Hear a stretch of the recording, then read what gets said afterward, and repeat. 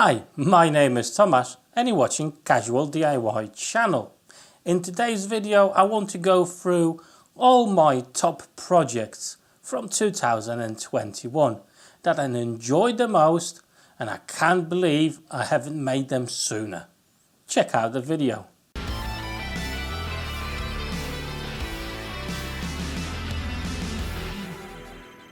The first project I want to talk to you about is the electricity in my workshop, the slide switches, the conduits and all that. I'm ever so happy that I managed to do it properly, and that's with your help. From your comments I managed to improve the whole electric circuit and secure it in a really good way. So far I had no issues with it whatsoever, and the ability to actually switch some of them lights independently is a really great feature, as I can basically save a ton of money on not running all the lights when I don't need to.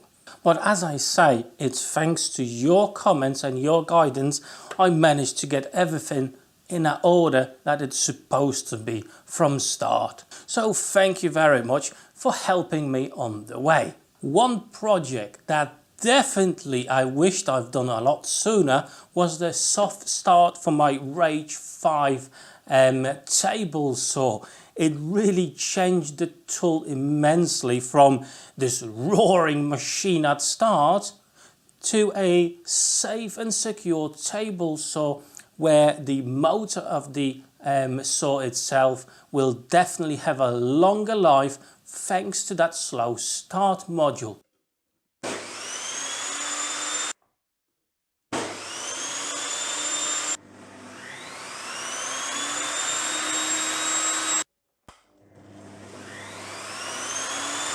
But of course, as well, the attachment for my table saw, the router table, I'm really proud of, and it's working fantastically.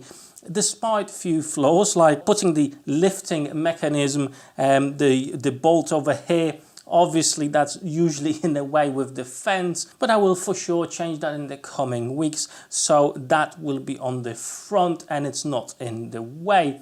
And obviously the whole router lift, it really works. It's a simple idea, but it works fantastically and it's so easy to do. Plus the storage and the dust extraction on it means I can manage the dust coming from this machine, from the router, much better than I was before. Changing the bits on it is not too bad either, thanks to how the router, my particular router, is built. Accessibility to the router thanks to the false drawer at the front is ever so easy. So yeah, definitely a project I would recommend everybody to make if they've got a small workshop just like mine.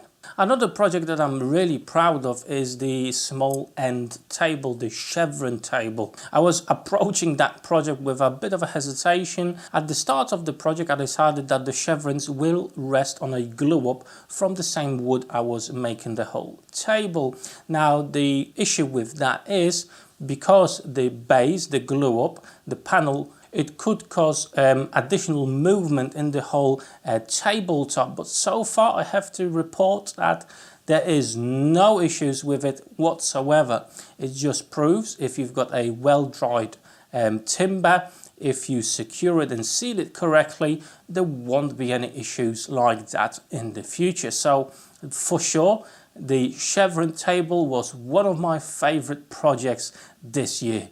Another project that I really wish that I've done way sooner, absolutely fantastic.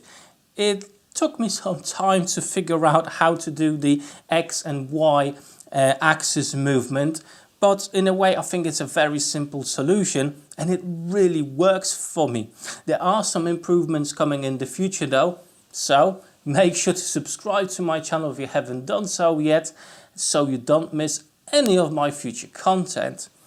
But definitely the dust extraction works fantastically and it just gives me so much scope and ease of use. I just can't believe I haven't made it sooner.